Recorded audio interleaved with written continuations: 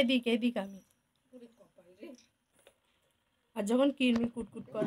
Hello everyone, welcome প্রমা সংসারের আবার একটা নতুন ভিডিওতে। তো তোমরা সবাই কেমন আছো? আশা করছি ভালোই আছো। ভিডিও না সেইভাবে পোস্ট করতে পারছি না, তো ভাবলাম আবার একটা পোস্ট করি, তোমাদের সঙ্গে গল্পও করা হয়ে যাবে আর আমার ভালো মন্দ মুহূর্তগুলোও শেয়ার করা হয়ে যাবে। তো দেখো চলে এসেছি বাড়িতে। আমার এই একটাই ব্লগের আমার কন্টেন্ট, বাড়ি যাওয়ার বাড়ি থেকে আসা। তো বক বক না করে চলো ভিডিওটা শুরু করি। কি হয় না হয় সবটা তোমাদের সঙ্গে শেয়ার করব, দেখতে থাকো। খাটের উপরে রাখতে নেই, ঠাকুর সিংহাসনে রেখে এসো মামা। সকাল সকাল আমার মেয়ে দেখো ঠাকুরকে শোয়াচ্ছে বিছানায়, নিয়ে নিতে যাব তো কান্নাকাটি করবে। দেখো অবস্থাটা, সিংহাসনে একটাও ঠাকুর নেই, সব খাটের উপর। সিংহাসনে রাখো তুমি আর দিদা, বিকেলবেলায় দুপুরবেলায় পুজো দেবা।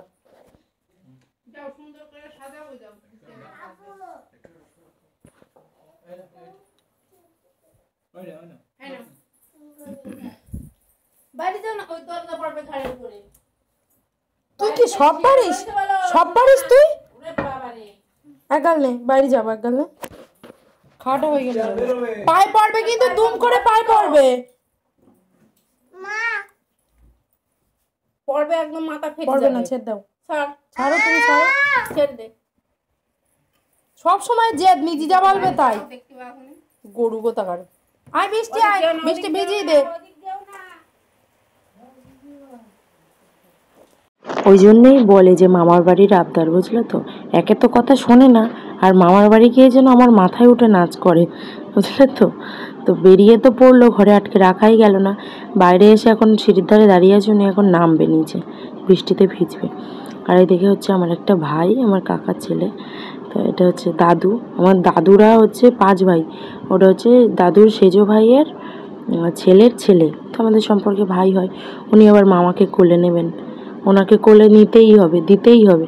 আবার যেই বাবাকে বললো কোলে নিতে, বাবা যেই নিয়েছে সেই নিজেও লাফ মেরে উঠে গেছে। তো ওইখানে তো ওইসব মিটলো। এবার এই দিদি, অনন্যা দিদি, যখনই বুনু আসে তখনই চলে আসে। অনন্যা দিদির সঙ্গে যে কী ভাব আর কী গল্প। দিদার নাতনি কি করছে তোমাদের কাণ্ডটা দেখাই।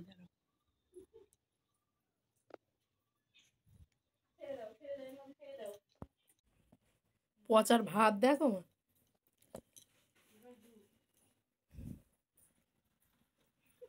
কি করতেছিস?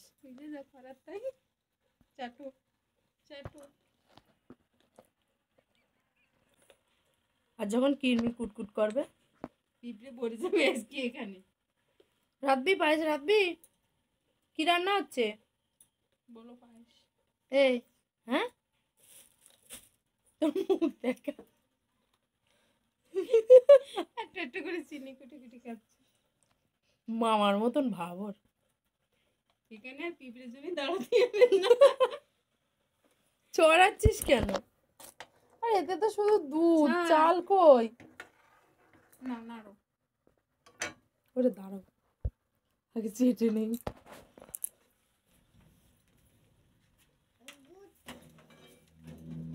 কি রান্না হচ্ছে? ওর হাত ঘোরানোর ভাব দেখো। কি রান্না আছে মামা?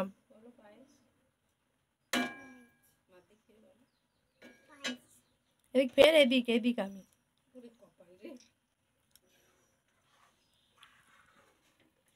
বিরাট বিজি। ওদিকে রান্না হয়েছে আর আমি চাকার জন্য তুলেও নিয়ে চলে এসেছি। আমার না কাজু কিশমিশ দিয়ে ওই পায়েস ভালো লাগে না, শুধু দুধে ফোটানো আর মায়ের হাতের ছোঁয়া থাকে, তো ওই জন্য আলাদাই টেস্ট হয় আমার এত ভালো লাগে, তা কী বলবো। আর বাপের বাড়ি গেলে যা হয় গসিপ, কার শ্বশুর বাড়ি কীরকম সেই সব গল্প হচ্ছে। যাই হোক, যার শ্বশুর বাড়ি যতই ভালো হোক, প্রথম প্রথম সবাই খুব ভালো দেখায়। এবার যত দিন যাবে তত আস্তে আস্তে আসল রূপ বেরোবে। কোনো মেয়েই তার শ্বশুরবাড়ি গিয়ে সুখে শান্তিতে থাকতে পারে না, এখনও অবধি তো আমার জানা নেই। তোমাদের কারো জানা থাকলে জানিও। সেই লাস্ট অবধি গিয়ে শাশুড়ি শ্বশুর সেই নিজের রূপ দেখিয়েই দেবে। তুমি যতই বাবা মা বলো, যাই করো না কেন, নিজের বাবা মার জায়গা নিজের বাবা মা ছাড়া আর কেউই নিতে পারে না। তো কী করার বলো, কিছু করারও নেই। ওইভাবেই মেয়েদের জীবন কেটে যায়। আমার মারও হয়েছে, আমার মায়ের মারও হয়েছে, আমারও হবে, আমার মেয়েরও হবে, সবারই সেম, কারোরও এক চুল পরিবর্তন হবে না। তো এখানে পায়েস খাচ্ছিলাম আর উপভোগ করছিলাম গল্প। আমার পছন্দের শাক পাতা অনেক কিছু রান্না হয়েছে, আমি বলছিলাম মাছ আর নিতে হবে না, বাবা বলছে না নেই। বেশি নেও না তো, টাকা তো দিতে হবে।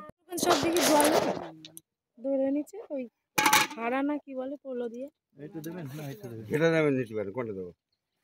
কুরমা নোবা, কুরমা নোবা,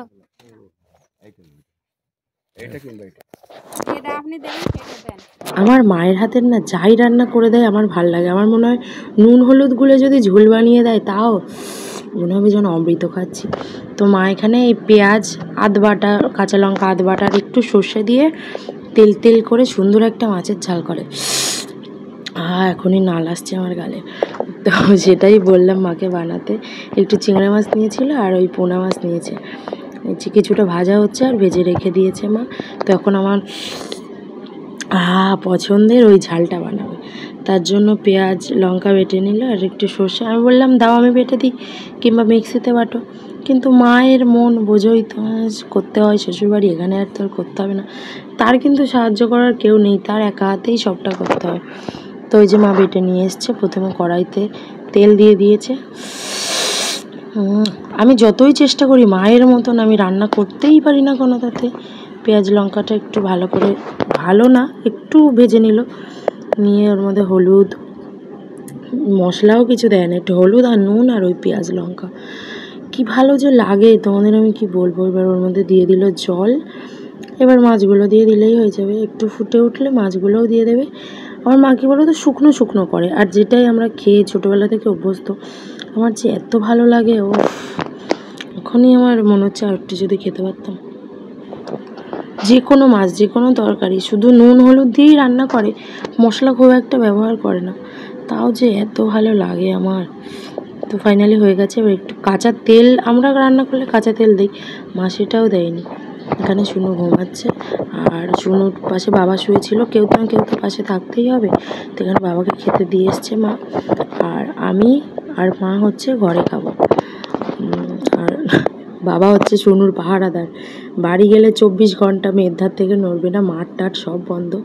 এদিকে আমাদের রান্না হয়েছে পেঁপে আলু ভাতে, ওই মাছের ঝাল, কচু শাক, আলু ভাজা, দেখো কচু শাকটাও দেখো। এখন মনে হচ্ছে একটু খেতে পারলে ভালো হতো, আর সঙ্গে পায়েস তো থাকবেই। আর এই দেখো খুব চেষ্টা করছি বুঝলে তো রোগা হওয়ার, কিন্তু হতে পারছি না। তোমাদের কাছে কোনো যদি টিপস থাকে তো একটু দিও তো। একটু ব্যায়াম করছিলাম, জিম টিম যাই না, একটু ঘরোয়া ব্যায়াম ফোন টোন দেখে চেষ্টা করছি করার, কিন্তু ভাতটাও ছাড়তে পারছি না বুঝলে তো। তোমাদের কাছে যদি বাড়ি যাবি, হ্যাঁ চ বাড়ি চ, চল আবার বল।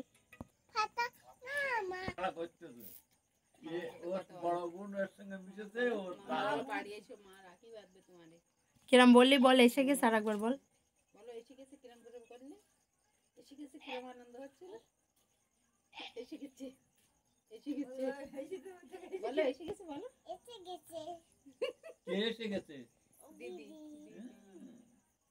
মামার সাথে কথা বল। আবার উনি একটু বাবা মামা ফোন করেছিল, তাদের সঙ্গে কথা বলে নিল। তো তোমাদের কাছে যেটা বলছিলাম, যদি কোনো টিপস থাকে আমাকে একটু দিয়ে সাহায্য করো। আজকের মতো এতটুকুই, আবার দেখা হবে নতুন একটা ভিডিওর সঙ্গে। ততক্ষণ তোমরা সবাই ভালো থেকো, সুস্থ থেকো, আর আমাকে এইভাবেই সাপোর্ট করতে থেকো। Thank you.